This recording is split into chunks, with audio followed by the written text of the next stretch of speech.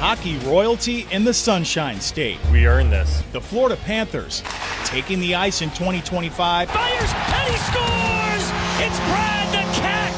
This time as back-to-back champions. We start from zero again. The dawn of a new season, bringing new challenges. Can't replace Sasha Barkov. But this pack of Panthers we're going to get everybody's best every night. knows what it's like to hunt. Our job is to, create havoc. The goal remains the same, to hoist Lord Stanley and rewrite hockey history. I think we're pretty ready. This season, we're bringing you an entirely new perspective of Panthers hockey.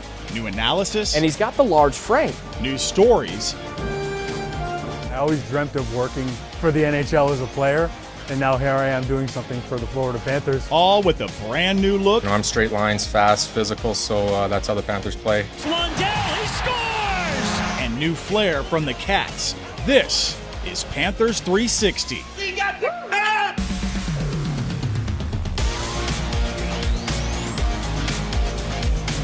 All systems go for your Florida Panthers. Welcome to Panthers 360. So glad you're joining us. I'm your host, Mike Trim. The team is in the midst of their first road trip of the season, one that already got off to a fast start. You could say we are all over the ice for this show, so let's run through the slate, bring it up, and here's what we're talking about. The Florida Panthers dealing with another injury to start the season. The team's depth being tested early on. We are discussing who's going to step in for the absence of Dmitry Kulikov. And the first home stretch for the Cats, it's in the books. Now the team is in the midst of that first road trip. We're breaking down what we've seen so far, especially in net. And it's a story you'll only see right here on Panthers 360, going behind the scenes as the Palm Beach Symphony puts their own spin on the Panthers' iconic goal sound. But as we begin, the Florida Panthers continue to be bit by the injury bug. Yeah, the team has placed veteran defenseman Dmitry Kulikov on injured reserve with an upper body injury. Kulikov was injured in Florida's second game of the season. It was following a collision with Flyers forward Bobby Brink on a second period shift. He left the ice noticeably in pain, holding his right wrist. Right now, surgery's not out of the question. So cue the entrance music for Uvis Balinskis. He is now expected to play a bigger role in Kulikov's absence. In a clip provided by the Florida Panthers, here's head coach Paul Maurice. He's a different player than Dmitry is, but he's got some really good NHL things. We just want to make sure that we don't see him every shift, but we also want to see him. So that's kind of the balance for, especially when you're a player trying to come in from the outside. As the Panthers move on through this road trip, it was a successful 3-game stretch at Amerant Bank Arena to kick off the season. You gotta love to see 3 straight wins to open things up, including a 6-goal performance against the Ottawa Senators. I brought this topic up with Greg Andrews, the host of Panthers Digest podcast. Listen to this. Always cool and humble, Sergei Bobrovsky. What do you see some of these highlights here? And let's talk about his numbers so far. 1.67 goals against average, a .925 save percentage. Do you get better than that? I think so. Okay. I mean, look at the way that he's played in the last 3 seasons. He's getting better as he's getting older, as his team is getting better too. And the best part is, we also signed an extension to someone recently. Yep. And so this team is now 11 guys deep, now 12 guys deep. So he's got the same guys in front of him all the time. Like I said, a little bit of an issue with the chemistry on defense. They're caught out of position from time to time, but that's why we have that man in net. Yeah. He is making some killer stops this season. I mean, everybody knows to win a Stanley Cup, you need a hot goaltender. Okay, got that check mark. But to be, how much gas is left in the tank? We're seeing out the gate. Plenty. I mean, it could have been, listen, we would have understood long summer, everybody celebrating, maybe a little hangover from the Stanley Cup. They're looking like they didn't miss a step. No.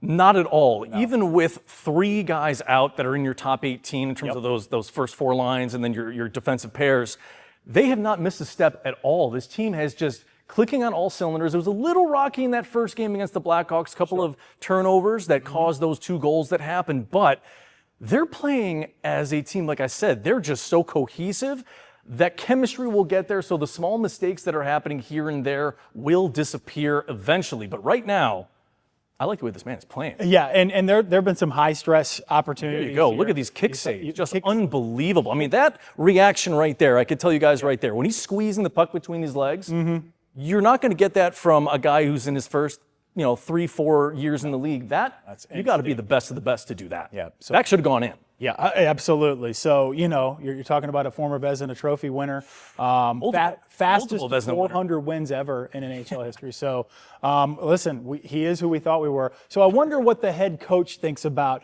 the hot start. Yes, it's, at this point, we play tonight, a 3-0 start, but in sound provided by the Florida Panthers themselves. Here's head coach Paul Maurice on what he thinks about how things have started so far.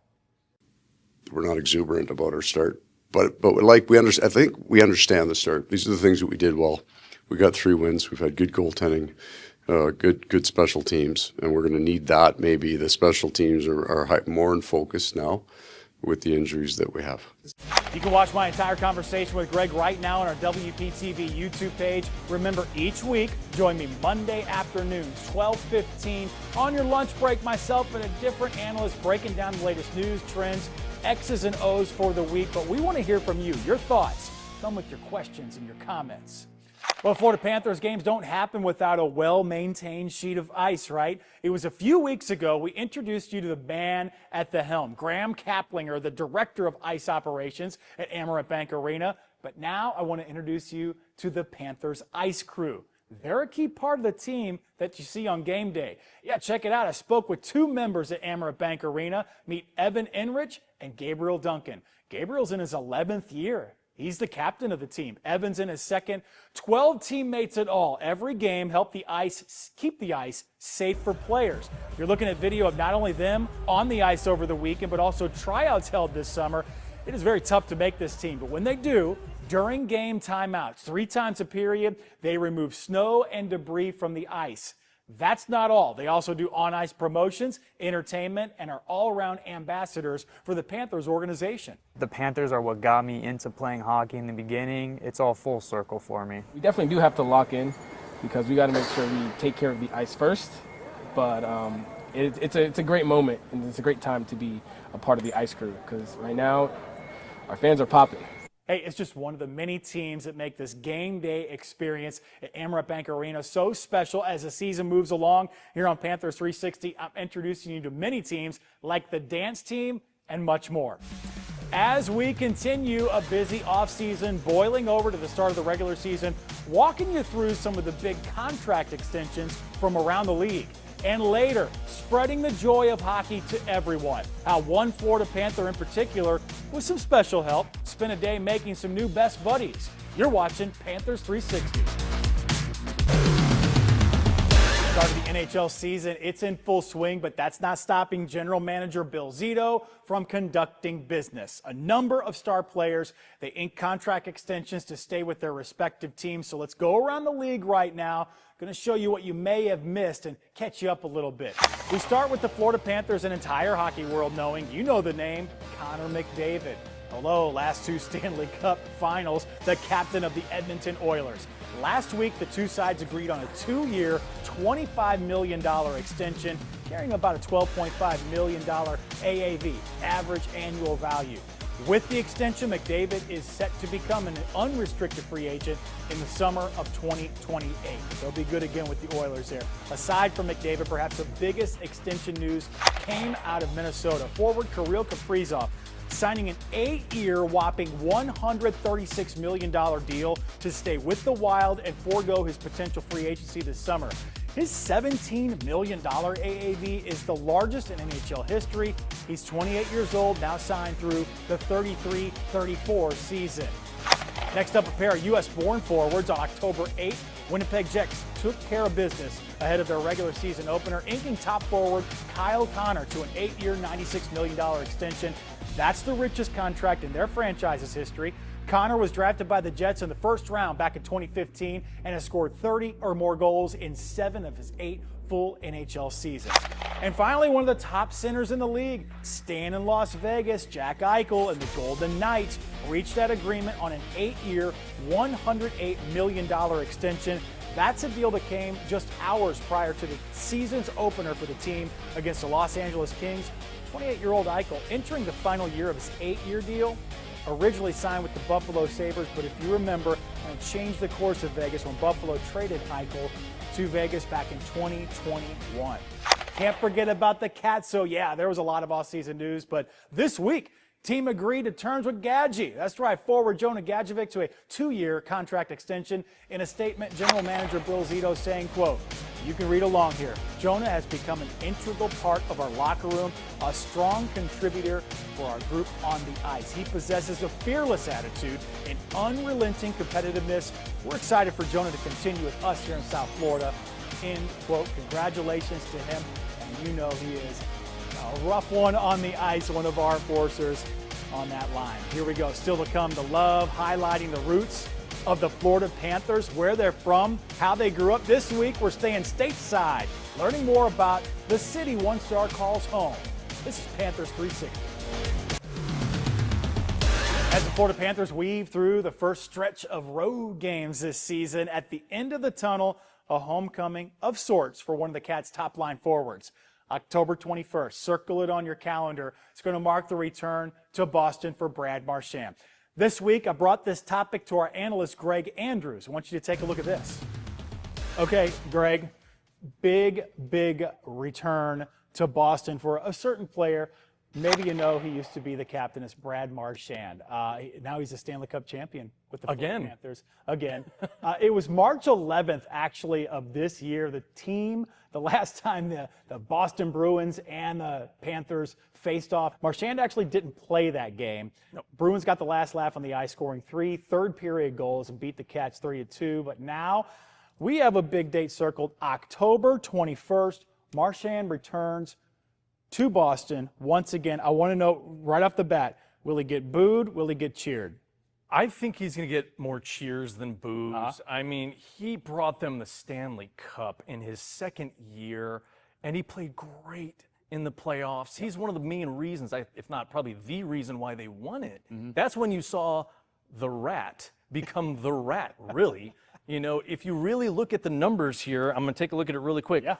My goodness, he had one heck of a season, and then 25 games played in the playoffs, 11 goals, 8 assists, a plus 12 plus minus, 61 shots, 18% shooting.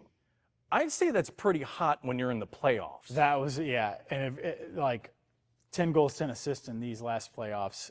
That technically was his best year plus minus wise at plus 17 with the Panthers.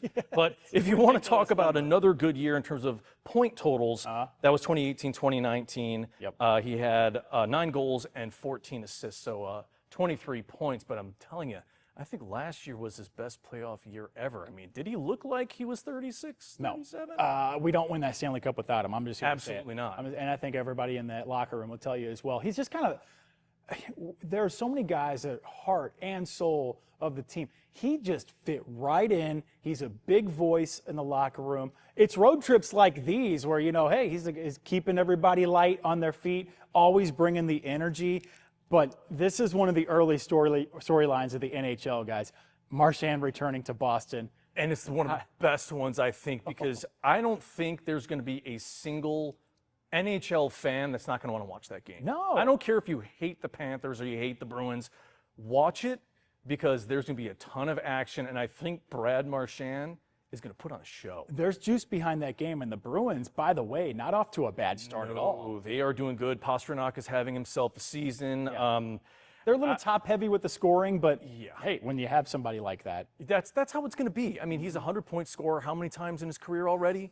And he was not happy that they shipped out Brad Marchand. He was the rest of the team. But it's going to be interesting to see. I don't know how physical it's going to be, really. But then again, with Brad Marchand on the ice, you never know what the Japan that he'll do. What kind of physicality will Boston bring? Will the Cats bring? Because that's one of the things I've noticed is they haven't been nearly as physical as they were last season. But also, I'm also thinking of the playoffs when that's their style of hockey. Grind it out, push the other guys around. You want to make sure that in that third period, they've got nothing left in the tank because they've just been beating them down. WPTV, we are all in for the Florida Panthers. Remember to join me every Monday afternoon at 12:15 on our WPTV YouTube channel. Myself and a different analyst, just like Greg, breaking down trends, how the team's doing, a little X's and O's, some highlights.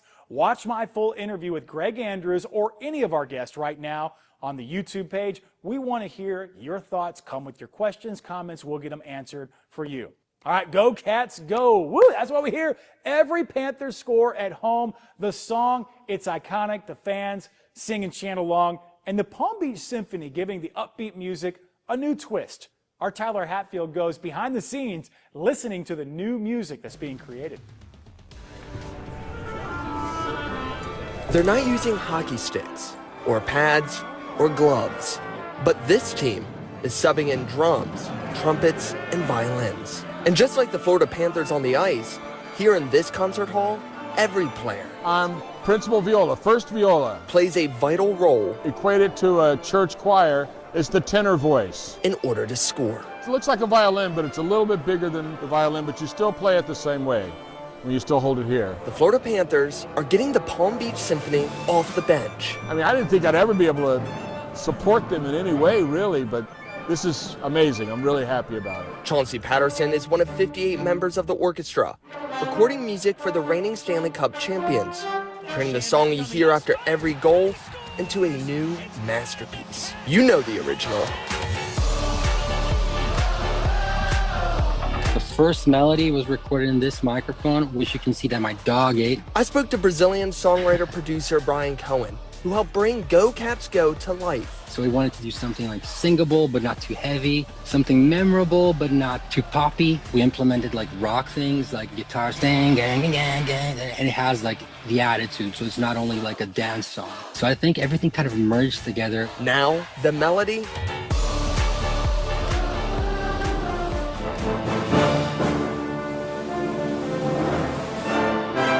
is taking on a new form. The idea is to take the emotion of the original and try to capture it within the confines of a different ensemble. Composer Steve Guerrera, in a week and a half, Yeah, it was a real quick turnaround. was tasked by the symphony to transform the song. If you're a chef and someone says, hey, I like spicy fish, but you're allergic to seafood, you got to turn it into a chicken dish. How do you keep that spice with chicken? Spicing the score with percussion, strings, and brass. The French horns playing the melody is kind of like the skaters and like skating and weaving through defenders, and the orchestra that's playing the hits are kind of those defenders. Chauncey now performing for his team. I've been a Panthers fan since the first season when Wayne Hunzinga brought the Panthers to us. It was such a gift. A gift also for Steven. Once a hockey player himself, finding a new way to connect with ice. I always dreamt of working for the NHL as a player, and now here I am doing something for the Florida Panthers as a composer and arranger, and it's kind of full circle for me.